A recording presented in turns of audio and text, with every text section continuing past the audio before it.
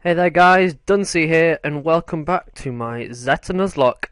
Last time we left off, we kinda lost a few key team members, which was not good, and loads of stuff happened. So yeah, that's basically last episode, but as you can probably tell, because my audio is a bit weird, I am doing this post-recording, so I'm doing all the audio and talking for it because this episode went a bit funny, and I was thinking about doing this for a while anyway, and as you can see, we'd grinded up our team there quite nicely. But I'm doing this now because the audio went funny again. Like, you know, in the first three episodes where the battle audio was really, really high? Yeah, it did that this episode. So I thought, you know what? I've been thinking about doing this for a while. Oak being very polite there. But yeah, I've been thinking about doing it for a while because it'd mean that I can record more and I can probably upload more, which I think you guys would probably appreciate. But this is just going to be like a little tester episode, so if you have any kind of feedback for me, feel free to leave it in the comments below, guys. I'd be really interested. And here we are at Niasa Town, which has kind of been blown up, which really is not good because that's where we used to live, and now it's gone. And as Professor Oak was saying, our mum's gone to the Chrome Circle, which is an island or set of islands in the middle of the region. And here I am just looking around for a Pokemon in this grass to try and get an encounter. And by the looks of it, it really ain't going too well, is it, guys? But yeah, I don't think we actually find anything here. I'm just going to pause it. Yep, there we go. And we're back again. And there was my lovely mouse on the screen. But yeah, we didn't find anything here because for some reason there's no encounters actually climbed. Oh, I'm reading off the screen. Need to stop doing that. But yeah, there's no encounters programmed for that area. But we went and healed up as well in the little pause that we had, which was quite convenient. And I'm just showing you Sparky learnt Brick Break and possibly one other move, which I think is Strength, that I taught him to get through the cave because Dead Bones is our strengther, and we lost her, which was sad. But yeah, basically, over there in that little entrance that you saw me running next to, that was the escape route where we actually got our first Pokemon. So we don't really need to actually go in there. And I thought, oh hey look, there's some grass over there and a rock that might have an item on it. But then I kind of realised, oh, there's no way to get down there. Good one, Dunsey. Clever guy, living up to the name. But yeah, I'm just trying to think what I was going to talk to you guys about. Yeah, the other day, my brother was trying to embarrass me because I still like Pokemon. And I had a mini rant about it on Twitter, if you follow me on there. So I apologise for that, but seriously guys, if anyone tries to tease you or make you look bad in front of people for something as small as that, kind of take it as a compliment, because they're trying to pick faults with you that aren't really faults. So you kind of must be doing okay everywhere else, really. So yeah, that was kind of nice. Annoying that he did it, but it kind of felt nice that that was the only thing he could try and take the mick out of me for. But to be honest, guys, despite it saying 3+ on the box for these games, it really isn't. You can play this at any, well, it is 3+, but that's not saying that that's an age limit. That's saying that anyone over 3 can play it. But as you saw there, we started fighting this Team Asgard admin, and we're having a bit of a panic as we're unsure what we are going to do here. But we're going to go with a solid smackdown, and it's got Fire Punch. So now we know one of the moves it's got. That's good. And go for a cheeky little Rock Blast. But we got frozen, and this really annoyed me, guys. When I was recording, I was raging so hard because it doesn't happen. Nobody gets frozen. It's ridiculous, but there we are. Anyway, back to what I was saying. So yeah, guys, if anyone ever tries to take the mick out of you for something like that, don't pay any attention. You can do what you want. It's your life. You really don't have to conform to society's views and rules or whatever. But that's enough of that little rant for you there. The next episode, which Oh yeah, there was a problem whilst recording this, guys. For some reason, the script was running really, really slow and started lagging and hanging, which is slightly weird. As you can see there, the menus went really slowly. And yeah, I don't know why they did that, to be honest, guys, so I really do apologise for that. And you'll see it a few times. I think it's when I send Sparky out in particular. The game just decides, nope, not going to play ball today. But anyway, Hermit is still frozen. This really just was ridiculous. Oh man, come on, Hermit, what are you up to? I couldn't believe it, guys. It really was pretty crazy. And here we go, switching in Sparky. I think this is where it... Yep.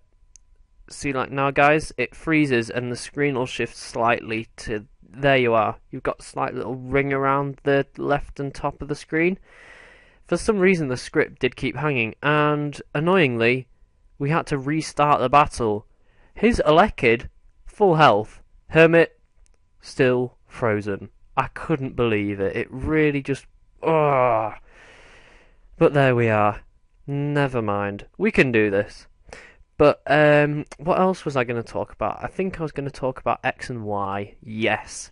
Oh, it's such a good addition in terms of the new generation. It really is a top quality set of games. I've only got X, but I know they work essentially the same. Let's face it. And there appears to be a slight problem with the recording. I'll be back in a sec, guys. And I'm back. The script was hanging just quite excessively there for some reason. But we are back in business, and Hermit is still frozen, which is very annoying, but nevertheless, it uses Fire Punch and defrosts us. Yes! We are now out of the freeze. Yes! But yeah, X and Y, guys. I've got X, and I'm thinking I might get Y at some point, because the main reason I got X was so I could get Mega Charizard X, because it's so cool. Because I'm not actually sure if you can trade the Mega Evolution Stones. I think you're able to, but we didn't know that when the games were released. So I thought, oh no, I really want Charizard X, so I'm going to have to get X. But I think we might be able to trade them over. I'm just thinking we might. I haven't tried it yet. But speaking of trading, Wonder Trade.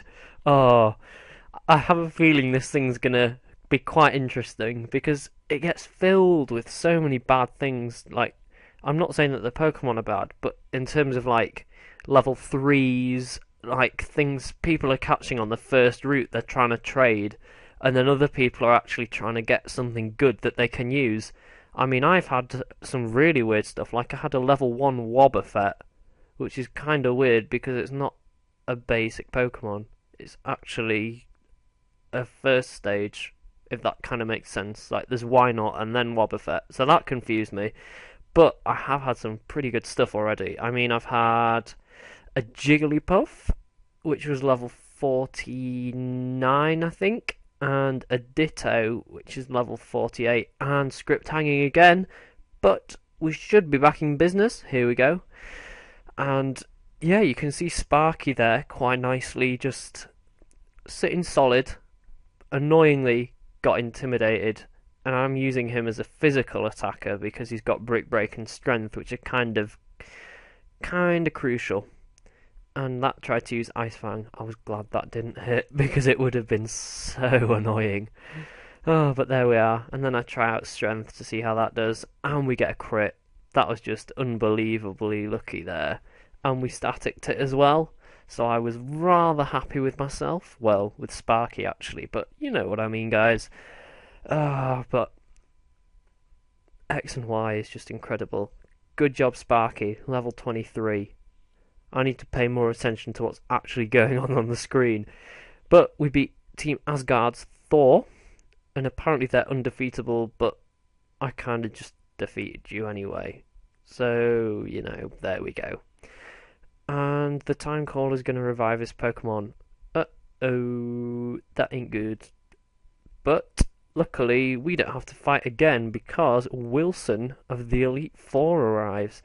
I think that's quite cool having like a little scientist guy being the dragon person in the Elite Four. It's kind of like, well, you'd think he'd be steel or poison or something like that. Or maybe someone with like Porygon and Ditto and all the gimmicky stuff, but evidently not. And the guy has actually become one of the greatest trainers in the region. So that's pretty impressive after doing loads of experiments. And I think he said he made a new Pokemon, which is kinda cool. I feel as if I know you from somewhere. You look like somebody that I used to know. Yeah, I sang that whilst I was actually recording as well, and I apologise again for my poor recording. Not recording. Well, it's not brilliant, but my poor singing. That's what I was going for. And Chrome Circle, which is where our mum is, we have to have Surf, and have defeated 4 gyms to get there, and currently we've only defeated 2. And we just have a load of scientists here, but I thought, you know what, let's check out upstairs, and it's kind of the same, and I thought, hey, I'll talk to one. We're supposed to be working. Ha! Let's just science instead. That is a great philosophy, my friend. Science is fun. Well, I kind of find it fun. If you guys don't, then hey, it's personal preference, really. Because, I mean, I'm taking physics for A-levels, and I'm really enjoying it, because I found at GCSE, and for those of you who don't live in England, that's what you do from the age of 14 to 16 for 2 years. And I kind of found at that point there were loads of unanswered questions, and when you get to A-levels, which you do from 16 to 18, for those of you who don't know what they are, they kind of like answer all these questions that were left unanswered at GCSEs. So it's kind of good if you're interested in stuff. You should take the subject for A level because you find out a lot more. And we get into a battle. I thought this guy was going to be a Mart person who was going to give us like a free sample or something, but quite evidently not. And he sends out an Ivysaur, which for Hermit is not a fantastic matchup, to be honest. But you know, it's worth a go. See what happens. And look at that. We do like no damage. Oh, but there we are. I'm hoping you guys are enjoying this because it's kind of nice to just watch this back and see how I'm doing and how I can actually improve. And I know my commentary is not exactly the most exciting, but I can actually think what I have to talk about rather than trying to just cram everything I want to say into like a few minutes and kind of comment on the battles and everything, because when I'm doing that I totally forget what I'm meant to be talking about, which is really bad, but it's true. But there we are, wing attack from Pimpst. I'm really just regretting not hitting the right key, but good job for Hermit there, levelling up. And Pimpst is doing pretty good too. And here comes Wartortle, which is pretty cool. This person has this first stage of all 3 Kanto starters. And script hanging again on Sparky again. But there we go, guys. I think it kind of starts to stop doing that after a while, so don't worry about it. I'm not actually sure how long this part is, so I'm not sure how much longer you're going to have to put up with my blabbering about like really random stuff. But there we go. Good job, Sparky, for taking that out. An 895 experience gets him the level. Good job. And here comes the Charmeleon. And if you guys are wondering, I did pick Charmander because I kind of mentioned Charizard X before. I picked Charmander in X as my Kanto starter, and I have already used Mega Charizard X, and I have to say I love it. It's so good, and it's a really good physical attacker because of its ability Tough Claws, and its stats I think I'm pretty sure Mega Evolution stats are altered. And he's just got like a really good moveset and everything. And in terms of Kalos starter, I chose Chespin. I thought about Froakie for a while. Ooh, ouch. Good job for hanging on though, Draco, there. Anyway, I thought about choosing Froakie for a while, but then I kind of looked at Chespin, and thought, good job, Draco, for leveling. I haven't used a grass type in a while in terms of starters because I think Bulbasaur was my first grass type starter because basically, guys, I started off at Ruby, Sapphire, Emerald and then played from there on, and I went a few back as well because I've got yellow and I've got gold, which I've fixed so it actually saves, guys.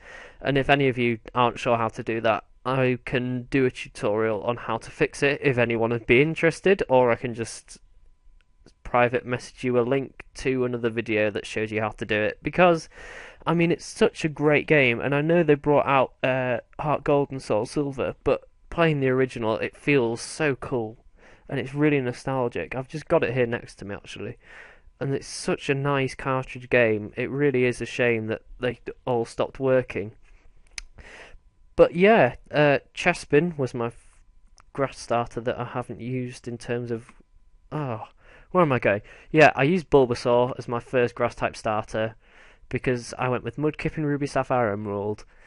I then went for Bulbasaur in Fire Red, Leaf Green. Then I went for Piplup in Pearl and Diamond and Platinum. Then I didn't actually get Heart Gold, Soul Silver when they released, and I didn't get Black and White or Black and White 2 when they were released, but I went for Oshawott in those, and then I went back to Heart Gold, Soul Silver, and I used all of them actually, but I'm normally inclined towards Totodile, and I also do like Cyndaquil because Typhlosion is it just looks so cool. Fanboying a bit there, but as you can see on the actual screen, what we're doing is we're trying to catch a wild Aipom, and I love Aipom, I really do. Because, I mean, they're just a really cool design. I mean, it's a bit weird having a monkey with a hand on its tail, but I don't know why, I've never really used one, but I really like them. And annoyingly, it doesn't want to stay in the ball. But there we are, guys. So yeah, I've used a few grass type starters. Like when I've gone back, restarted, and played through again, I have used Turtwig once or twice. I mean, it's okay. I'm not a huge fan, but it's okay. And there we are. We caught that Aipom, guys. We caught that Aipom. Just like, yes! We are so happy right now. Its tail ends with a dexterous hand-like appendage. However, because it uses its tail so much, Aipom's real hands have become rather clumsy. That'd make you think it had something like Klutz as its ability, which would be quite annoying, because I don't really like Klutz. It's kind of a bit of a useless ability, really. But I can kind of see the advantage of it in the meta game, actually. Like if you used Trick, you could take their item away and they wouldn't have anything, and then you drop that item as well. So that'd be quite cool. But anyway, we're going to have a quick look at Handy the Aipom here. I don't know why, but I really like normal types, and I was pretty annoyed because it's a calm nature, which is okay, but in terms of this, which is an Aipom, its attack's debuffed, and it's a physical attacker, so that was a big problem, but its IVs kind of made up for it because it has really high IVs in attack, because it had 27, and its moveset was okay, but it only had one actual attacking move, and I thought, hey, let's switch it up, put it at the front, and have a quick look, but that means that we can actually do a bit of switch training with Handy, which is quite cool, because he's quite under-leveled at the minute, which isn't ideal, and straight into a battle, which is quite good, guys, really. Oh, I've been talking a lot, but this person has a Curlier, and luckily, our only attacking move on Handy is actually Ghost type, so that's quite cool. And I was like, yeah, let's do some damage. But no, it does nothing. It does absolutely nothing. And then I thought, do you know what? Let's just keep going. I've got some faith in Handy here. Crit. See, that's what you get for having faith. Gets you a crit. Well, I'm not saying it will, but I got pretty lucky and it did. And then it hung on by the smallest thread. Like, that has to be 1 HP there. Literally the most ridiculously small margin. But yeah, I'm trying to think if we could have a comment question of this episode. I mean, I guess I've kind of asked you what you think of the post commentary, because it does mean I can upload more, as I said before, but the quality may not be as high. And she's about to send out Lopunny here, Magethia, and I thought, no, Handy can't handle that, so we'll send out Sparky instead. And Lopunny and Buneri, I remember this from when I was actually recording it. Script hang. There we go. We're back. Anyway, yeah, this Lopunny, I seem to remember them and Buneri having like really low base happiness. And base happiness, it's normally 70, and what it does is just affects how much the Pokemon likes you in terms of like, if it's really high, stuff like Return will do a lot of damage, and stuff like Frustration will do none. But if it's really low, Frustration will do a load of damage, and Return will do none. And good job, Handy, for leveling up and trying to learn Fury Swipes. And we are going to go in, and I think we're going to delete a move, I believe. Yeah, we went straight in for Sand Attack there. But yeah, Lopunny and Buneri, I'm pretty sure they have a very, very low base happiness. It could even be 0, because everything normally starts off at 70, but there are exceptions like Buneri, things like that. And I think this might be coming towards the end of the episode, guys. So as always, thanks for watching. I really appreciate any feedback and comments that you have for me, so please leave them down below. Yep. Thanks for this, guys. Please let me know what you think of the post commentary, and I guess I'll see you all next time. Bye, guys.